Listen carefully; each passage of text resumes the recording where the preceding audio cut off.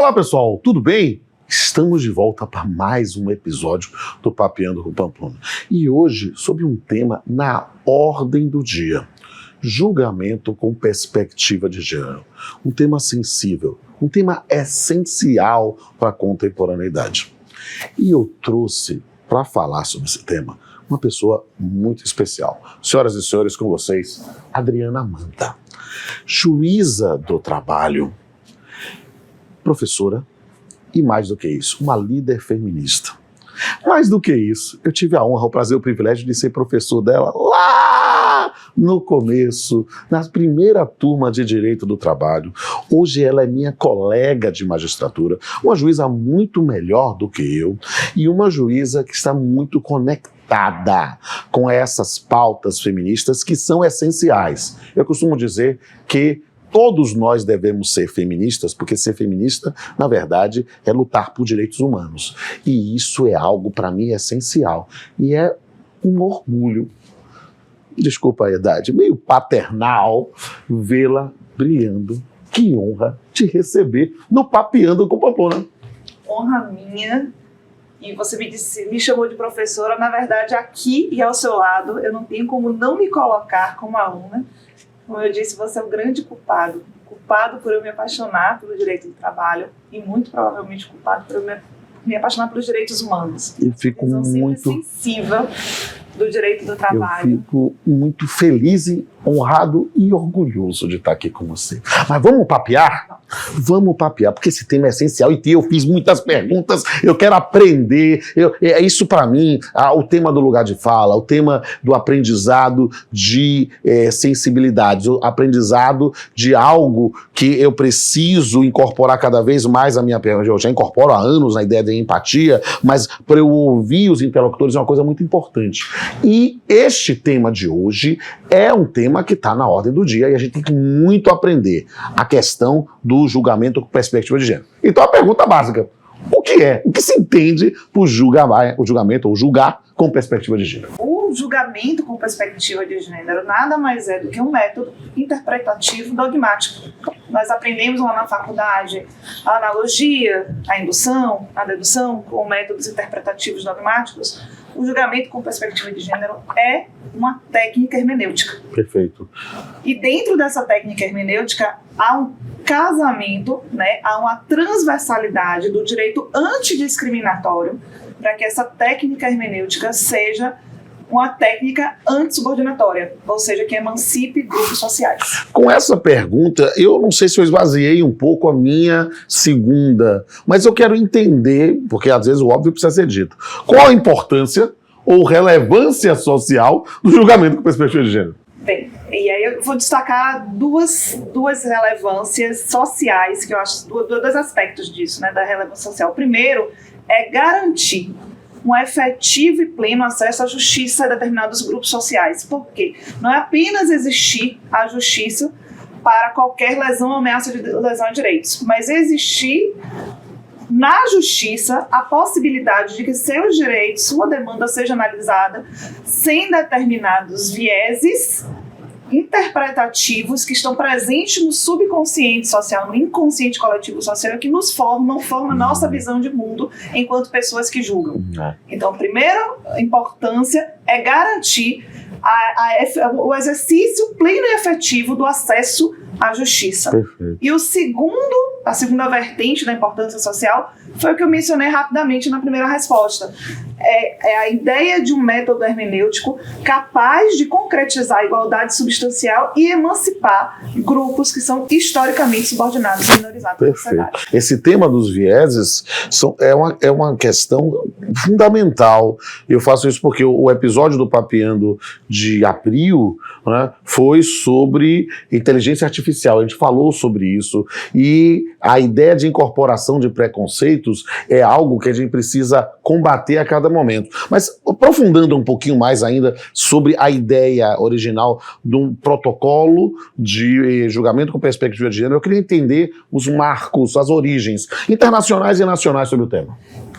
Para ser um pouquinho objetiva, eu penso em selecionar alguns marcos mais significativos, mas não todos, né? Não tenho como esgotar em pouco tempo todos os marcos, mas aí eu destaco a Convenção pela Eliminação de Toda Forma de Discriminação contra a Mulher, a CEDAW, que é de 79, né?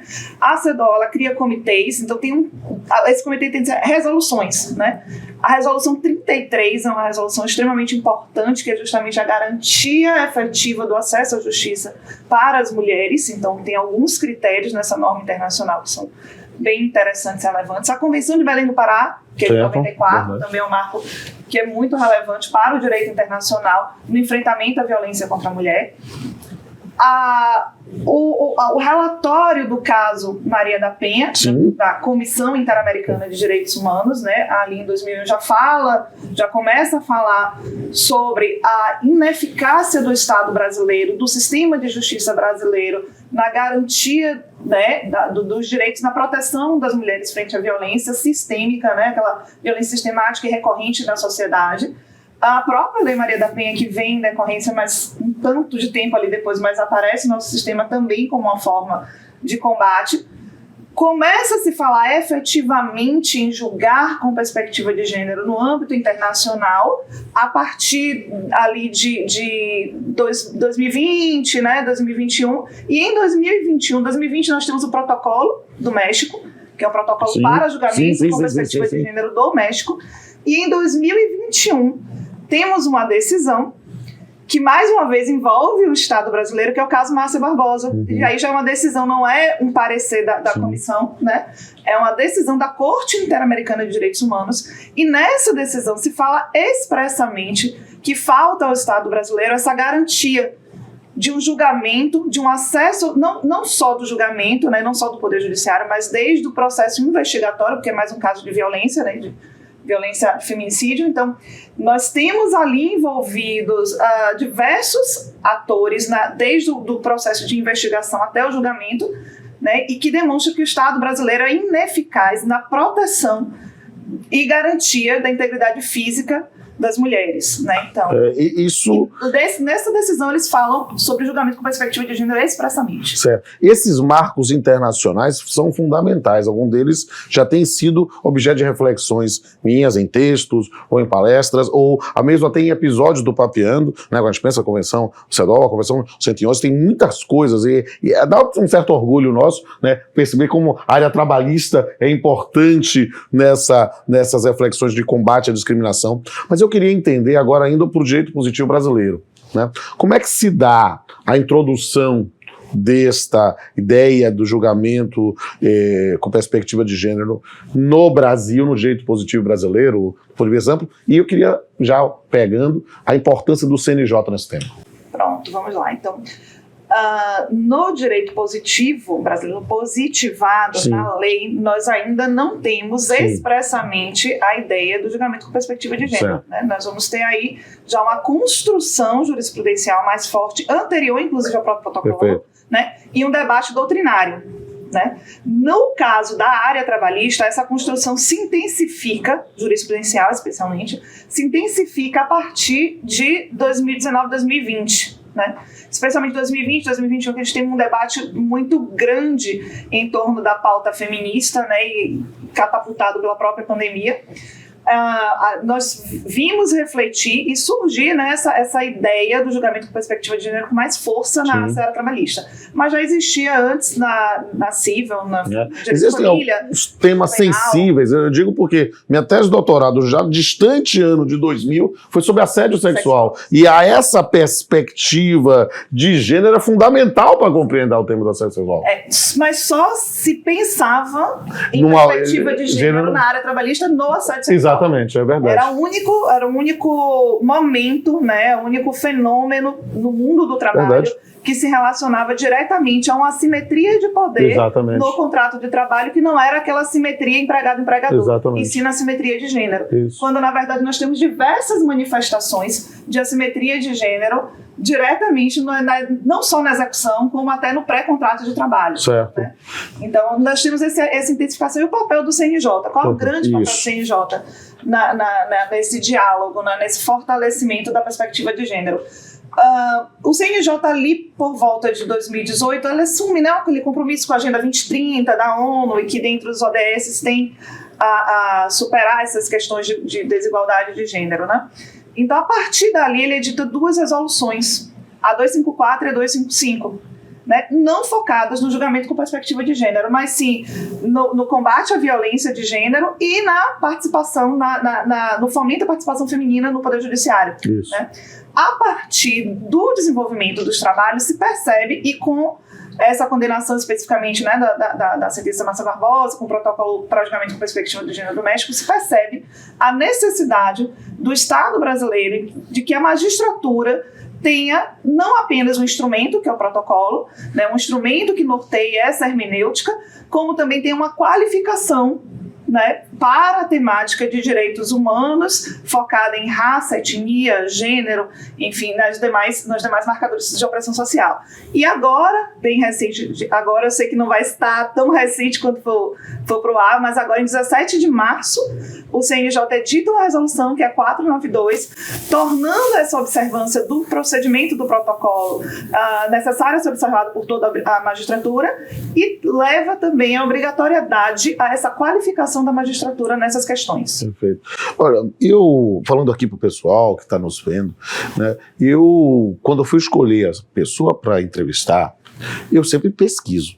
E eu tenho um grande orgulho de Adriana, como colega, como ex-aluna, mas em especial ela se tornou uma referência para muitas jovens mulheres, para muitas jovens pesquisadoras que têm atuado neste campo do feminismo, dos feminismos, eu gosto de usar a expressão no plural, né, remetendo a um papeando que eu fiz com a Ana Paula Sabadell sobre os feminismos, né? Então, essa é uma questão muito interessante, mas eu queria saber de você.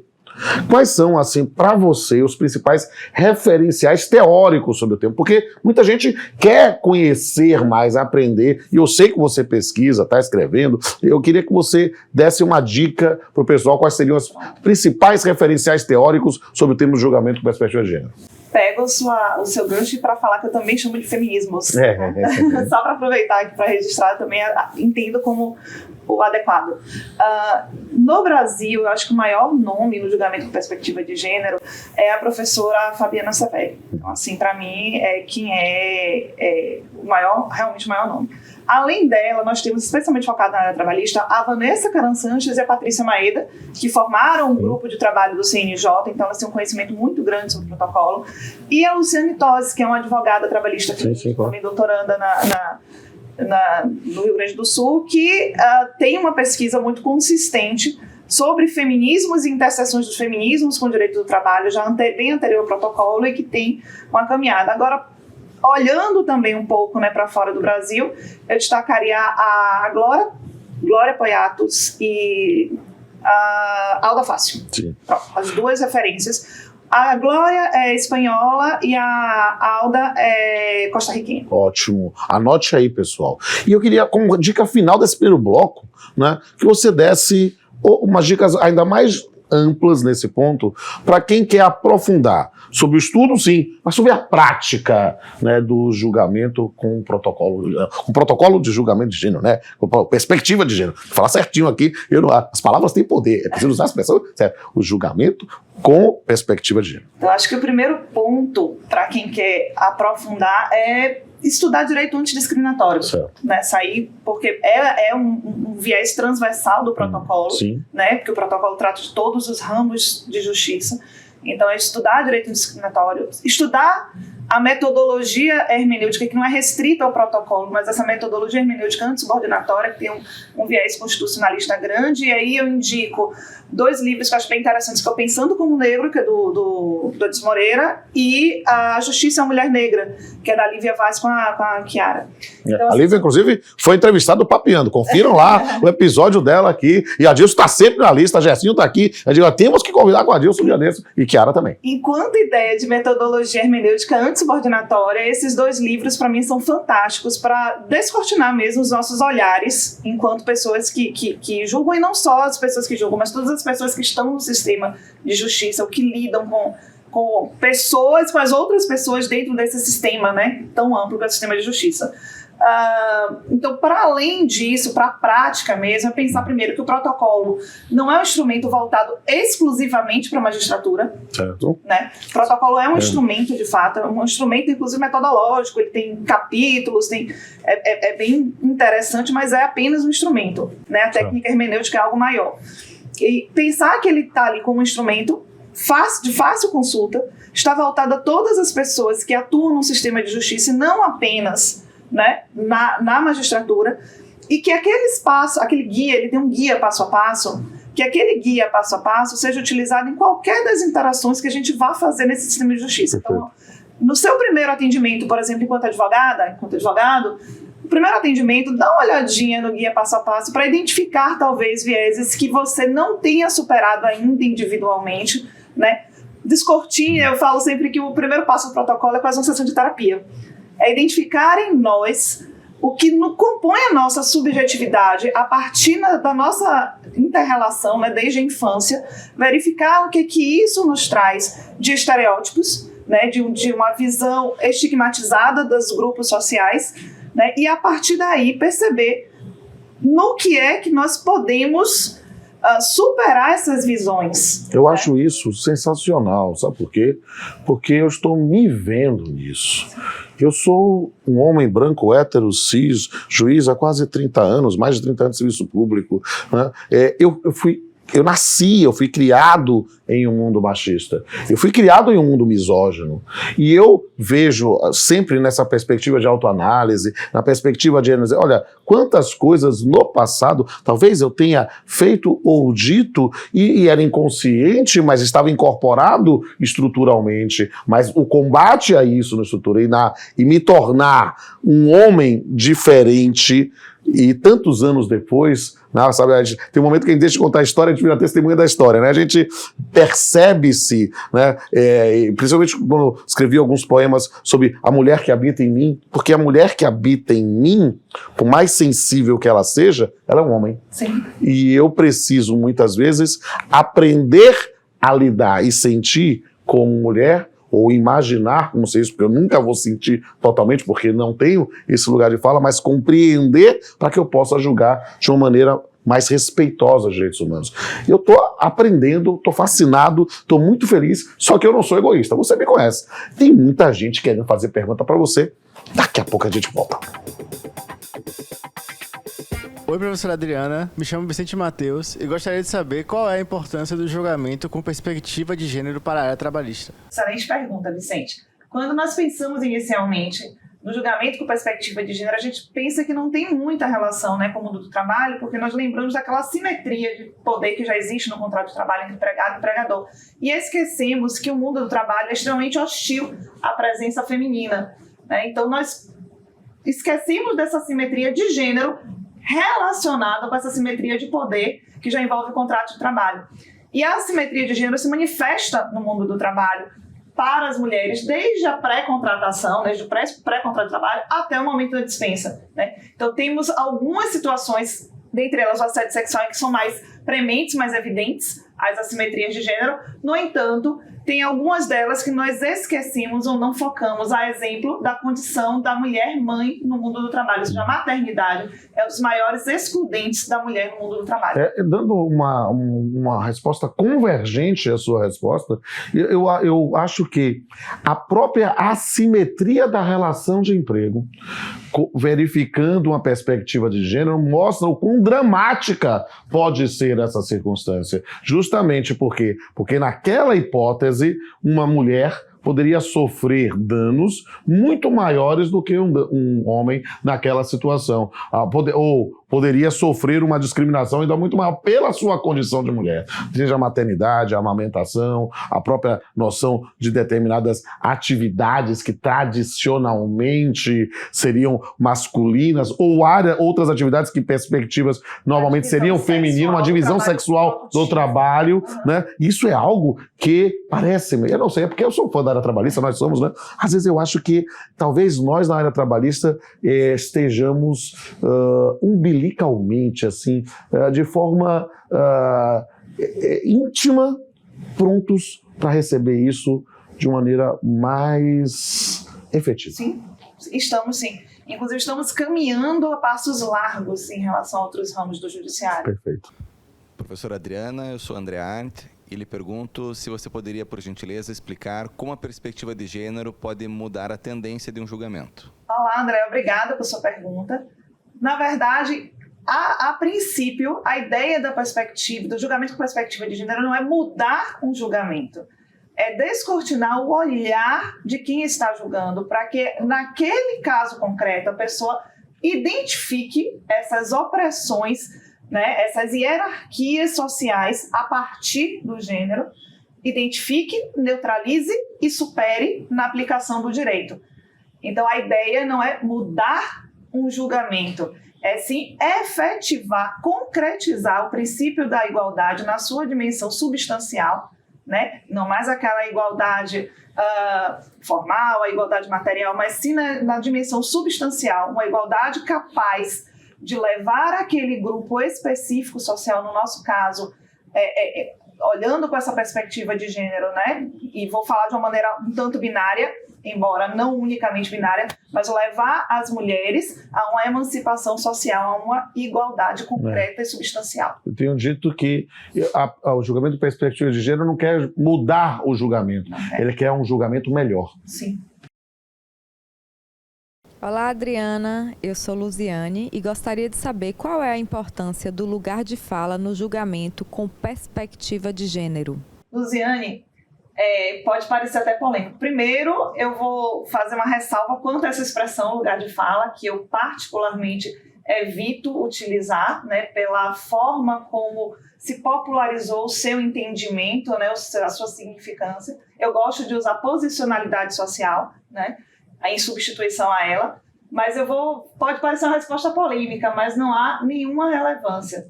O julgamento com perspectiva de gênero é uma técnica hermenêutica. A ideia do protocolo enquanto instrumento para descortinar esse olhar é para descortinar o olhar de todas as pessoas que estão inseridas na magistratura, tá? Seja homem, seja mulheres. Seja homem, seja mulher. Se você pegar uma ideia central, se você pegar o perfil sociodemográfico da magistratura, você vai perceber que a magistratura no Brasil é masculina e branca. Então, se você vai fazer um instrumento que é voltado para a magistratura, que é masculina e branca, ele tem que ter o poder de alcançar essas pessoas para que essas pessoas apliquem essa técnica hermenêutica, consigam visualizar concretamente Perfeito. aquela assimetria de gênero, neutralize e supere.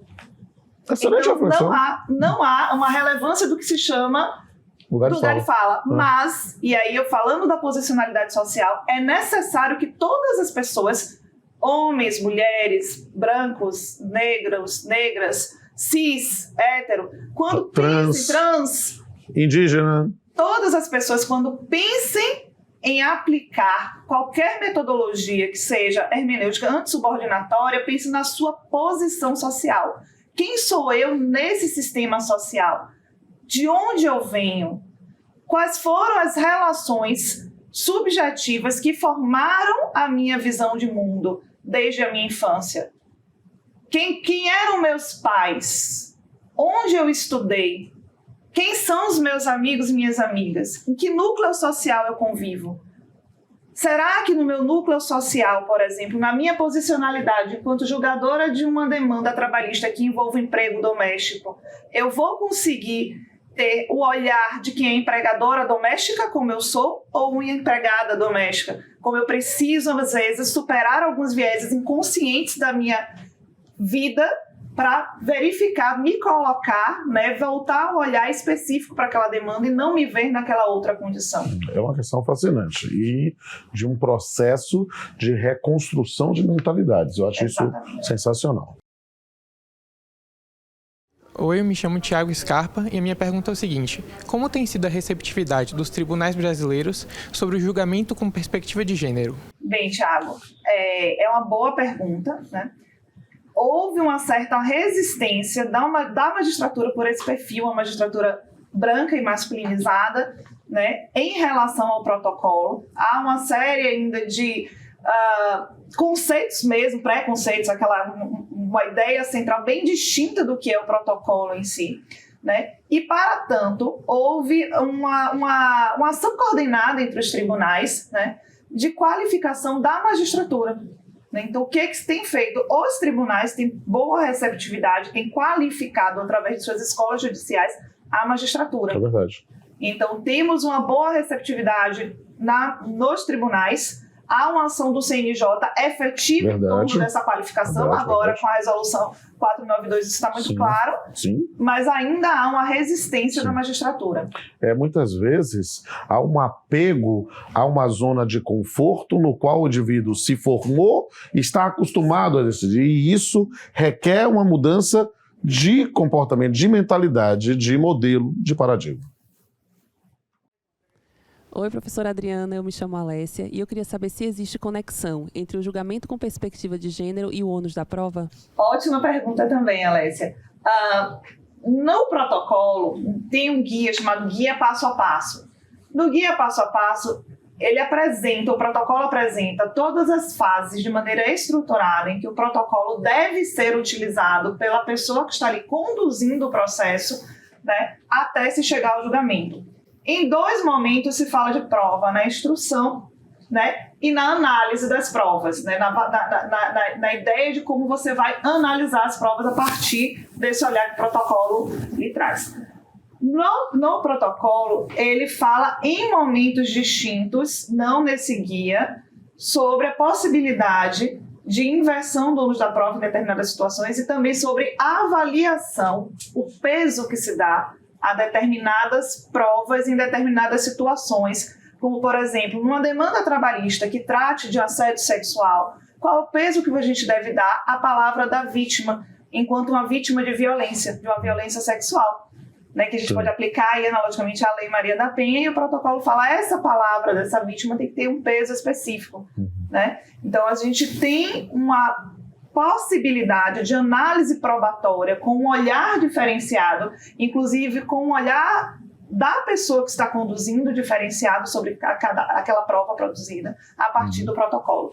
Esse é um tema fascinante. Eu como professor também de processo, e eu digo que a próxima edição do meu livro de assédio moral, eu vou ter que incorporar tudo isso. E eu tenho estudado e aprendido justamente para poder debater e provocar. A função do jurista, muitas vezes, não é ensinar, mas exortar a dialética para que a gente possa produzir um novo resultado. Olá, me chamo Gessinho. Professora Adriana, o protocolo considera apenas o gênero binário como um marcador para sua aplicação? Meu querido Gessinho, não. Sendo muito objetiva, não. O protocolo, desde o início, ali nos conceitos gerais, ele traz explicações rápidas, porém muito efetivas, sobre sexo, sobre gênero, e eu sempre boto no plural sobre gêneros, sobre sexualidades, sobre identidades de gênero. E para além dessa parte de conceitos gerais, durante todo o texto do protocolo, o protocolo deixa muito claro que ele não é um instrumento a analisar o gênero de uma maneira universal, ou seja, não há uma universalização de uma mulher como detentora dessa categoria gênero. E para além do gênero não ser um gênero binário, essa mulher não é uma mulher única. Então, há uma perspectiva da interseccionalidade do início ao fim do protocolo. A interseccionalidade entra também como uma categoria de análise, né, dentro dessa metodologia hermenêutica, ou seja, uma combinação, né, de alguns critérios para que você consiga descortinar definitivamente essa venda da justiça, né? Então, qual é a ideia central? A interseccionalidade entra como categoria analítica nessa metodologia hermenêutica. Dentro de uma linha de Judith Butler, a ideia de pluralidade de gêneros. Eu adoro aquela frase assim, quantos gêneros tem a humanidade? Hoje, talvez uns 8 bilhões. Né? Imaginar que talvez a concepção de gênero precisa ser levada com a seriedade para poder imaginar e sair de um código binário que se muitas vezes é preponderante, ele definitivamente não é único. Ou como o Boaventura de Souza Santos fala, o pluriverso dos direitos humanos. Perfeito. Professora Adriana, eu sou a Débora. Eu gostaria de saber se julgar com perspectiva de gênero é compatível com a imparcialidade do julgador. Débora, essa é a pergunta que eu acho que é mais feita dentro da própria magistratura. É verdade. Há inicialmente uma confusão conceitual entre imparcialidade e neutralidade. Exato. O julgamento imparcial, as pessoas que julgam têm que ser imparciais. Elas não podem ter uma relação próxima, né? Tem que ter um distanciamento das partes. Esse distanciamento, no entanto, é um distanciamento pessoal, para que aquele julgamento continue livre de qualquer pressão. Pressões políticas, pressões sentimentais, pressões emocionais. Então, obviamente, se sabe que eu não posso julgar uma causa do Rodolfo, que é meu amigo, que foi meu professor, né? Então, vamos pensar objetivamente. Isso feriria minha imparcialidade. Eu seria parcial, eu tenderia a olhar para a demanda dele de uma determinada maneira, mas neutra eu não sou nem posso ser. Né? Eu tenho uma história de vida que molda a minha visão de mundo a partir do meu inconsciente, da minha subjetividade. Então, eu não sou e não somos neutros e neutras. Toda a forma que vemos e aplicamos, interpretamos o direito, faz parte de tudo que nós somos desde a infância. Todas as informações que nós categorizamos e atribuímos valores. E valores, muitas vezes, hierárquicos.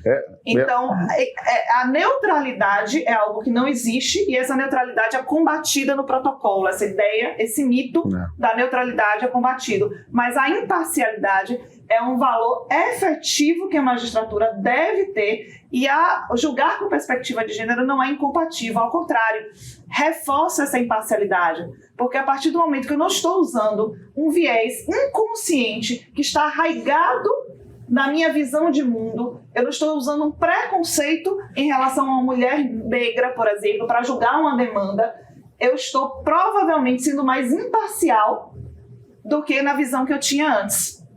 Perfeito. Eu não diria melhor. Para fazer uma piadinha da época que eu fui professor de Adriana, não posso confessar quando é que foi, mas eu sempre dizia, porque como professor às vezes de processo eu dizia, a imparcialidade é fundamental. A neutralidade não é marca de gente, é de detergente. Ao julgar com perspectiva de gênero, o juiz estaria proferindo uma decisão surpresa para as partes? Então, Lucas, também é outra pergunta que constantemente ouvimos no âmbito, né, da magistratura e da advocacia também, né, nos diálogos que temos feito, né, na magistratura e na advocacia. E eu te digo, não. Primeiro porque o protocolo, ele traz um fundamento que traz inclusive uma lista, né, de normas, um rol, um arcabouço de normas internacionais e nacionais como fundamento, ou seja, como marco normativo para ser visto e aplicado, e é uma técnica hermenêutica. Então, citar o protocolo, ainda que ele não tenha sido suscitado pelas partes, nada mais é do que utilizar ele como instrumento na interpretação de um direito que já existe. Então, não há como ser uma decisão surpresa para as partes. Eu concordo. E eu acho que a grande sacada do julgamento perspectiva de gênero é justamente ser uma técnica. Porque a técnica eu posso utilizar. Como eu posso usar uma interpretação literal, gramatical, sistemática, teleológica, eu posso utilizar uma interpretação numa perspectiva de gênero. Perfeito. Eu não diria melhor. Eu apenas tenho que dizer, Adriana, que infelizmente o tempo acabou. Eu preciso dizer que eu estou muito feliz.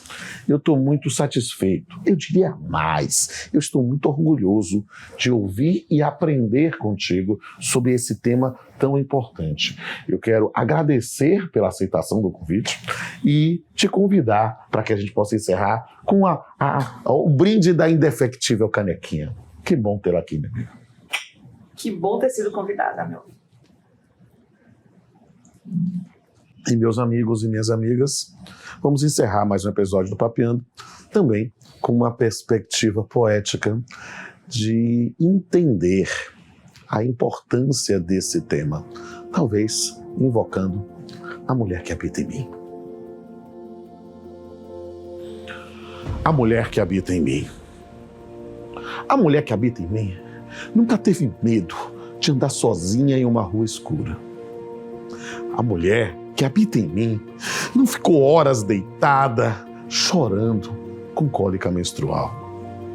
A mulher que habita em mim nunca precisou sorrir diante de um gracejo ou cantada agressiva. A mulher que habita em mim não precisa provar que consegue trabalhar mais e melhor, apesar de ser mulher. A mulher que habita em mim nunca se sentiu agredida com um olhar, uma palavra ou um gesto de condescendência. A mulher que habita em mim é insensível. A mulher que habita em mim é um homem. Até a próxima.